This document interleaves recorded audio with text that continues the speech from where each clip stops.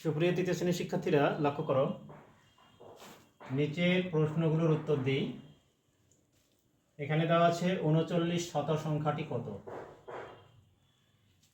ভালো করে পড়তে হবে যে এখানে দেওয়া আছে 39 শত।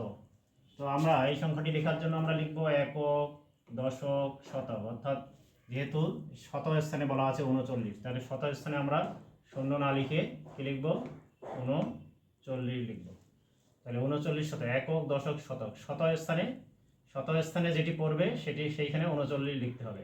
তাহলে 39 লেখার পরে এই সংখ্যাটি কি আর শত স্থানে আছে? এটি এখন হাজার স্থানে চলে গিয়েছে। তাহলে সংখ্যাটি হচ্ছে 3900। তো একইভাবে দেখো এখানে দেওয়া আছে 122 শত সংখ্যাটি কত। তাহলে 122 আমরা এককের ঘরে 0, দশকের ঘরে 0 এবং শতকের ঘরে 122 লিখব।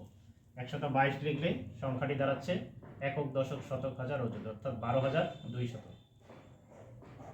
3 নম্বরে দেওয়া আছে 2900 এ কয়টি শত আছে। তাহলে 2900 সংখ্যাটা যদি আমরা লিখি, এখানে শত আছে কতটি? শত বলতে আমরা 1 শতকে বুঝি, অর্থাৎ এখানে যদি আমরা হিসেব করি যে একক, দশক, শতক, শতক পড়েছে 9 এর ঘরে, তার মানে 9 শতক। শতকের আগে এই পাশে কি আছে? পরের স্থানটি হচ্ছে 2000। তার মানে এই শতক যদি আমরা এই সম্পূর্ণটাকে ধরি তাহলে হচ্ছে 29 শতক। অর্থাৎ এখানে কয়টি আছে? এখানে সংখ্যা আছে, এখানে শত আছে 29টি। 91,000-এ কয়টি শত আছে? তাহলে প্রথমে আমরা 91,000 সংখ্যাটি লিখব।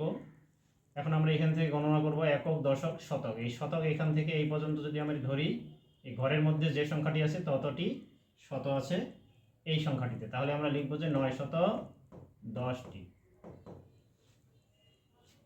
এবারে বলা আছে যোগ করার ক্ষেত্রে কোন স্থানীয় মান থেকে হিসাব শুরু করতে হবে। কোন স্থানীয় মান থেকে হিসাব শুরু করতে হবে? মনে করো যে আমরা একটা যোগ করতেছি, 12 যোগ 10। তাহলে এখানে 2 আর 2 22 হলো। তাহলে যোগ আমরা কোন স্থান থেকে শুরু করলাম? একক স্থান থেকে। তাহলে এখানে উত্তর হবে একক স্থান থেকে।